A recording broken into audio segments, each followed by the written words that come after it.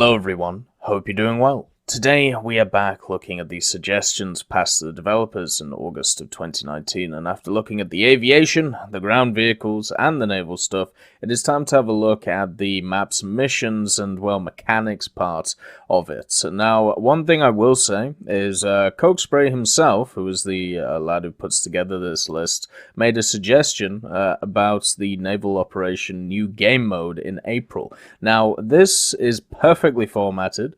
It was a wonderful read. It was lovely to see specific images as well. And I think what I'm going to do is I'm going to talk about this in its separate video because it's incredibly well laid out, and also I have quite a lot of opinions on it. So understand that that will be coming later on.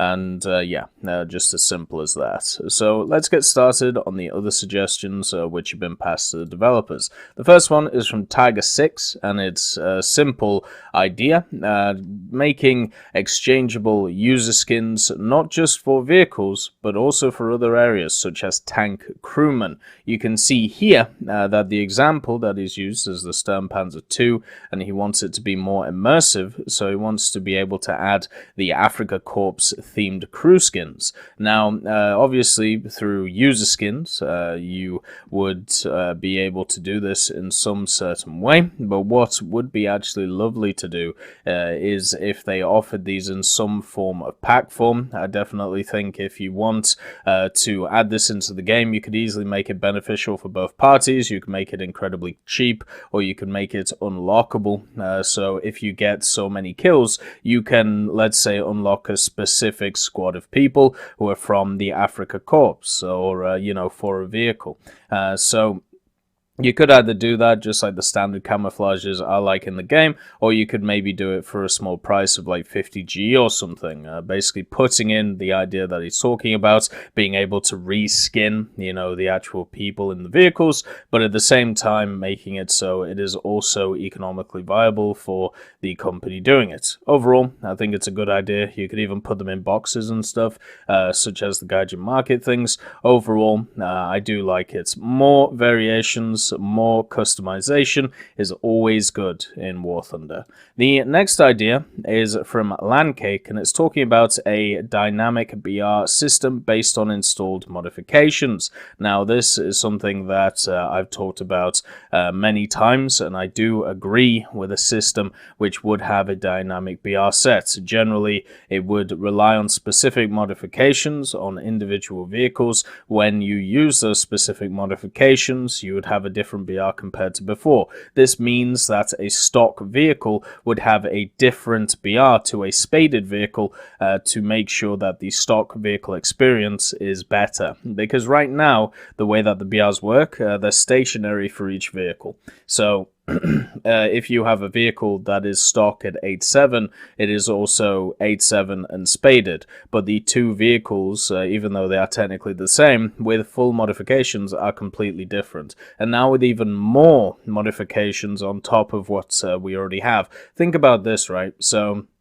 for a top tier vehicle right now, you can start off with Heat FS, and then the difference between a stock and a spaded vehicle. So first of all, you have parts, then you have FPE, then you have the upgraded round, which is normally some form of APFS DS. Then you have smoke grenades. Then you normally have an ESS system, artillery support. Then you have the night vision upgrade. Then maybe a thermal upgrade. So that's already 6 massive additions in the form of modifications. Then a laser rangefinder. So that's 10 huge boosts to a vehicle. Then on top of this, you could have other things such as obviously turret rotation and gun elevation, which affects certain vehicles over others, such as the Soviet MBTs really need that elevation, angle. Also, accuracy of the gun is a big one. The one of the biggest issues that has plagued War Thunder, especially when you get to the higher tiers, is the fact that a stock vehicle experience is so much worse than a spaded vehicle's experience. There are only a few vehicles in the game at higher tiers, which I would say do not have bad experiences. The OF40s are actually pretty nice, even when stock. Obviously a lot better when spaded, but still okay. And the Leopard A1A1 is also pretty nice stock because of the fact it has that really good APDS round. So overall, I definitely believe in the dynamic BR system. The system that Landcake puts forward is a little bit too spicy for me, a little bit too much variance. Just because of how far he puts it. So for him, when he uses the example of the Leopard A1A1, so in the stock configuration, he sees the Leopard A1A1 being at 9.0. Now remember that this is before the BR reduction, because this was written in November of 2018. So we'll just put this at 8.7 because that's what it's here right now, but the same point still resides. So in his opinion, it's a slower tank than the Leopard 1 with some extra armor, little to no effect, and a gun stabilizer. The BR difference is 1.3 for a tank with less capability. Heat FS is a necessity, and a gun stabilizer. Now, Heat FS is not a necessity on the Leopard A1A1. It never was, and I don't think it ever will be. So yeah, that's a little bit wonky. But I do agree on the APF SDS idea, where the APF SDS makes the vehicle a hell of a lot better. What I don't agree with is the idea of putting a Leopard A1A1 at 7.7 if it is stock. That's a little bit too extreme for my opinion. What I would do is I would do a 0.3 BR spread. So if you are running parts, especially parts, and another modification such as the APF SDS or the rangefinder or the artillery supports, then you would go up from your 0.3 BR below. So what I would do is I would start the Leopard A1A1 at a stock configuration of 8.3. Once you install specific modifications such as parts, an engine upgrade, the smoke grenades, and so on and so forth, you would have to you would go up by the allotted BR bracket to 8.7, and then once you have it fully upgraded, you would have to put it at 9.0. So the spread for me would be 2 BR brackets, so from 0.3 to 1.0. So you would have an overall range of 0.7, where instead here what Landcake has is an overall spread of 1.3, which is a little bit extreme, but you get the idea. And you can see here, this is the system that he's gone for. So system A, it's grouped into ranks to simplify balancing it. So if you equip any of these, you go up by plus 0.1, equip any of these, you go up by 0.3, then 0.4 for these ones, and then equip any of those, you go up by 1.3. I think engine and transmission is being overlooked in this. I would actually group all of these together. The system B that he's talked about is just doing it in columns instead. So basically the same idea, but instead of looking at it in rows, just doing it in columns. The way I would look at it, and the only way you would get the system that I talked about before to work, would be if you couldn't uninstall modifications. So once you have a modification installed, it cannot be uninstalled on a vehicle. Therefore, you would not be able to manipulate its BR once you have it, fully upgraded. You would not be able to take it in a stock configuration, which I think is fine. If people are artificially trying to break the system, they should be punished by not being allowed to. So overall, I do agree with the battle rating, or the dynamic battle rating system, especially as a person who doesn't spend any G when it comes to researching vehicles or modifications for vehicles. This would be a nice change for specific vehicles like the Rise, which at their BR may be really good, but in their stock configuration are abysmal. And the M48 comes to mind as well, the German and the American one now. Then you've got stuff such as machines like the what can we pick? There's so many you could talk about. But what about stuff like the Type or the STA-1 and the STA-2. Those machines are a little bit heavy, but overall they are quite fun once fully upgraded. Same with the, I believe it's the Type 61. It's quite a nice machine with its heat FS and its upgrades to its engine, but if you don't have them, it's not great. So yeah, I would definitely lump all of those in together as something that would benefit from the system. And also this would be massive for top tier jets. Top tier jets right now that we have anti-air missiles, we have a push into stuff like AS Nords and bullpups. We also have, obviously radar, but that's not really tied to mechanics. But you have stuff like G-suits, engine boosters. All of these things make a massive difference between a stock vehicle and a spaded one. Therefore, in my opinion, a dynamic BR needs to be added in to address this issue. The next one is from Super Cacti, and it's a simple one. Change specific colors for specific machines in the tech trees to make sure that we can work out where they're from. The reason to do this is to try and differentiate between specific types of vehicles. So right now, you pretty much have three colors in tech trees. You have the blue one, which normally indicates a standard tech tree vehicle. Then you have like gold/brown, which is of course a premium vehicle. And then you have green. Now green is the new squadron vehicle, so it seems like, we do have more colors or strings to our bow here. We can go for a third color. And what Super Cacti is talking about here is adding in more colors, such as a fourth color, in the form of, even as an example here, some form of platinum color, which would differentiate gift vehicles or event vehicles from other vehicles. As you can see, he's colored in half of the Type 65 to show that it is a gift vehicle, but it is also premium. And then with the Type 62, since it's a non-premium vehicle, but it's still a gift vehicle, he's colored in half of it with the platinum to show it's a gift vehicle, and then the Type 62 being blue, showing that it doesn't get the premium bonuses. So overall, I think this is a really nice idea. I also think it should be expanded to other vehicles. He talks about the Key-10 2C and the HE-51C1L.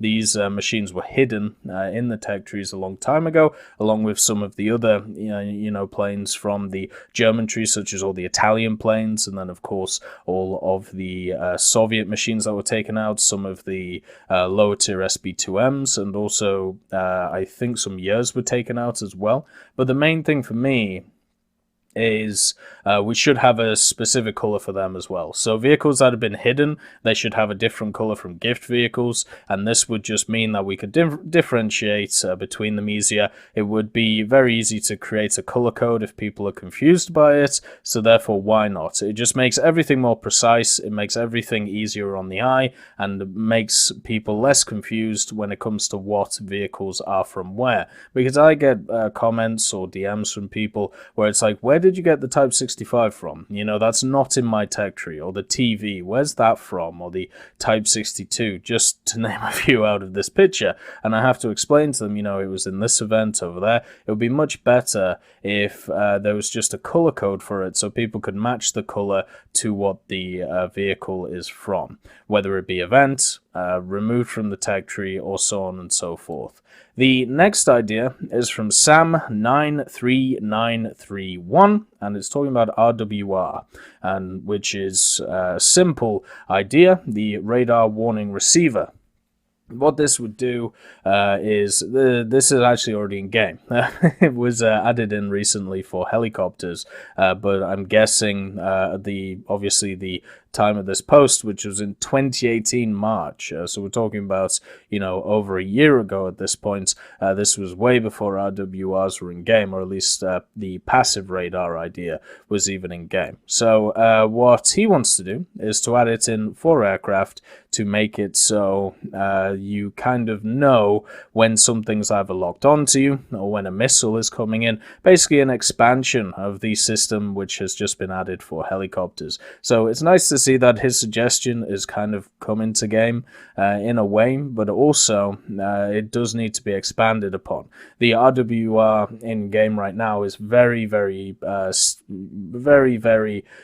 wishy-washy isn't the right word, but it's not as precise as it should be. And after looking at the improvements for radar that we've seen over the last year or so, I am confident that the RWR is going to get better, and posts like this are just going to make it better. Now, this was before missile guided AA were in the game, so it doesn't talk about it here. Stuff like the Tunguska wasn't around at this point, so he's basically just talking about radar guided AA.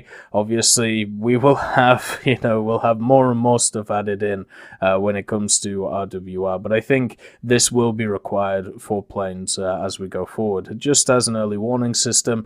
A lot of people I've seen have been complaining about the fact that, especially in air-to-air combats, they get hit by a missile out of nowhere, the rocket has been launched message doesn't come up until too late. This would solve a lot of that system, because it would tell you when you're locked on, it would tell you when someone is tracking you, it will tell you when a missile is fired, and it will tell you when, some fire is incoming on you.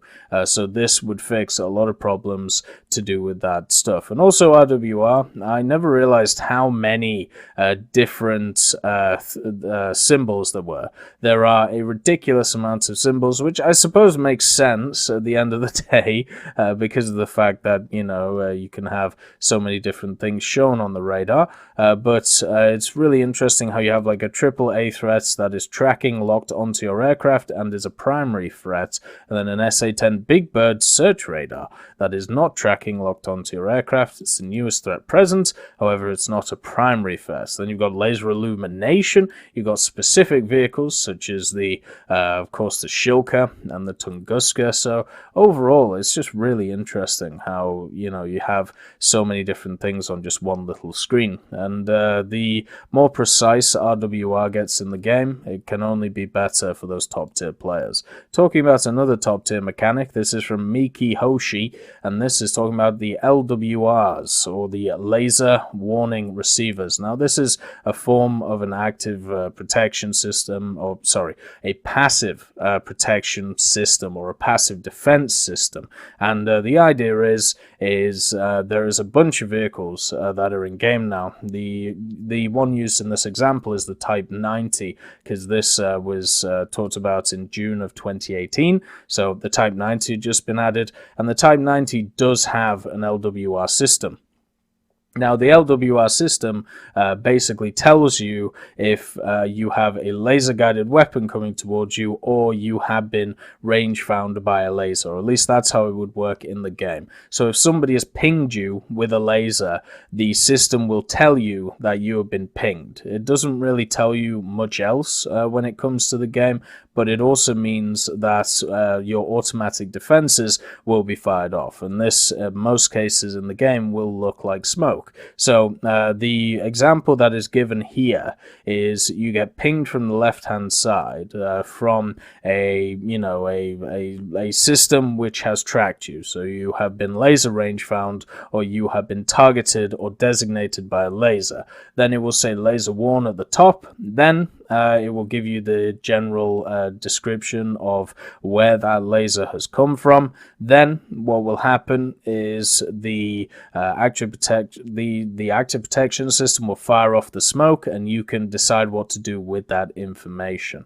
So yeah, it's kind of as simple as that, and it will just be another early warning system about when the laser, when you are locked on, and when rounds are probably going to start flying in your direction pretty quickly. There's other ways to do it as well, such as using the top left corner and being able to distribute data. So laser warn, and then laser warn HDG022. So if you don't want it to have this big marker on the screen, instead you could just do it like this. It's less invasive, a little bit harder to read for the layman, and also it talks about the laser rangefinders here and what we have in the game, and of course the laser guided weapons. There's a lot of stuff going on, and it's massively been increased over the last year or so. So a system like this, I'm very, very cautious about passive defensive systems, just because It definitely takes away the skill from the game.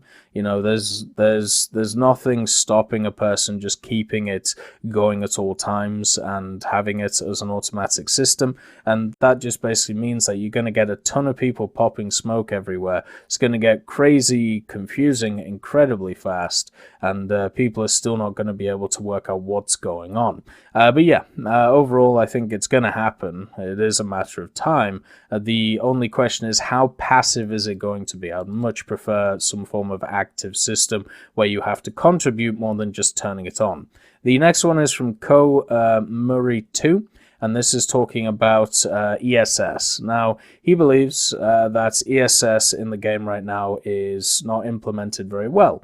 And the reason for this is because it only covers a small area.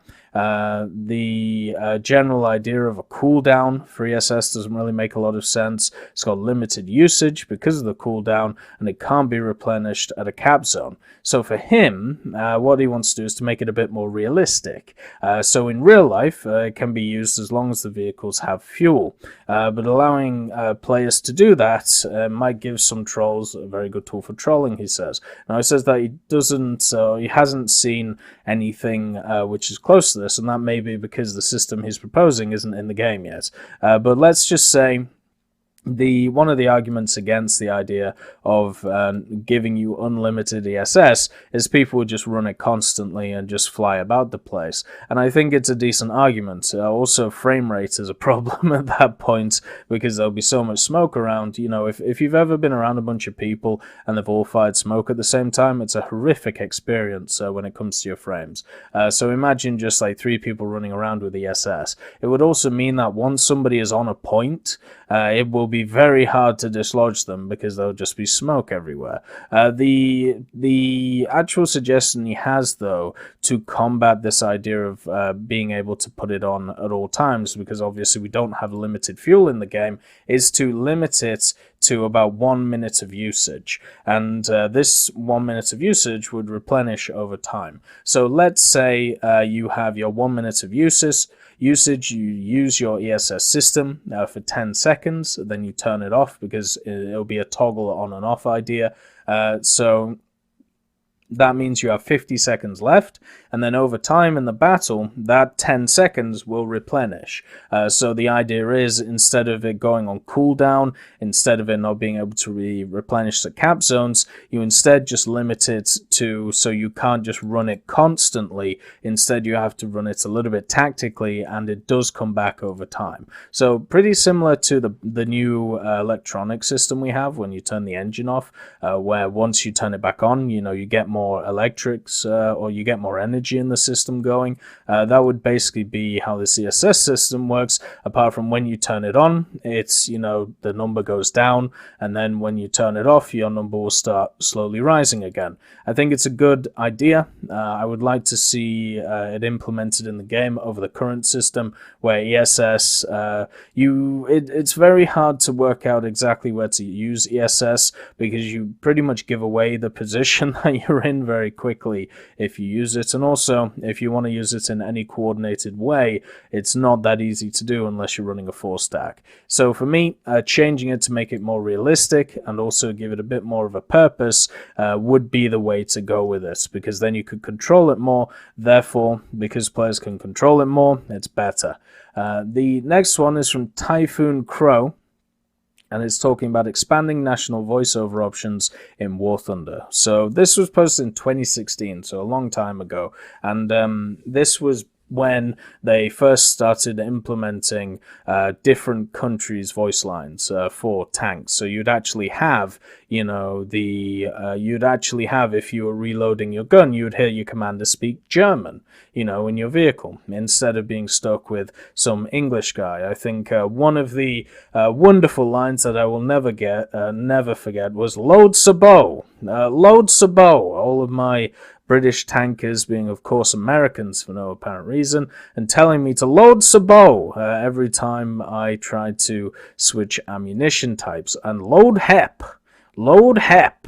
even though it's Hesh. So yeah, that was fun. But anyway, the idea that Typhoon is talking about here is not the actual your tank crew, but you know when people put messages into chat, whether it's attention to the map or reloading or repairing, he wants them to be localized as well. So if it is a Soviet vehicle saying it, he wants reloading to be in Russian, or if it is a German vehicle, he wants the repairing to be in German. And I think this would add another layer of languages to the game and a little bit more for immersion. I do like the idea of this. It also, it also, just from like a learning point of view, it's kind of nice in games where sometimes you can throw in a little bit of education with it. That's why I'm very much an advocate for using War Thunder as kind of a platform or a stepping stone so people can look into the history of a lot of vehicles that are in the game,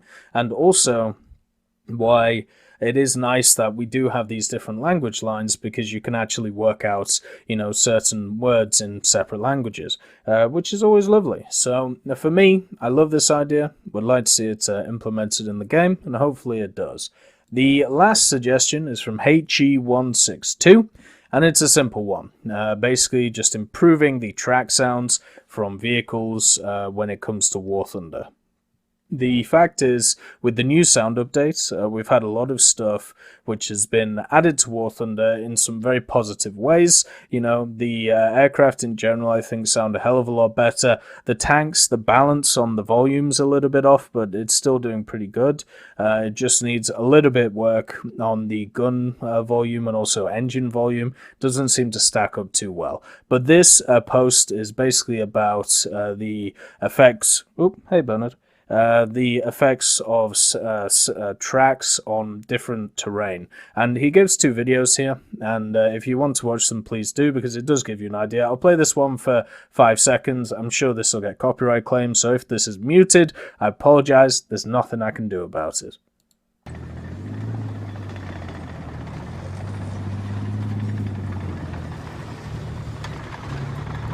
So you can hear the different noises of the tracks, right? And they sound obviously completely different to War Thunder's tracks, and therefore we should try and get some more realistic track sounds in the game. One of the problems though with that is certain tracks do not sound nice, and this was a problem we had back with the Tiger H1. When the Tiger H1 was added, or maybe a year after its release in the game, maybe about half a year, it went through this period of time where it had incredibly squeaky suspension. Incredibly squeaky.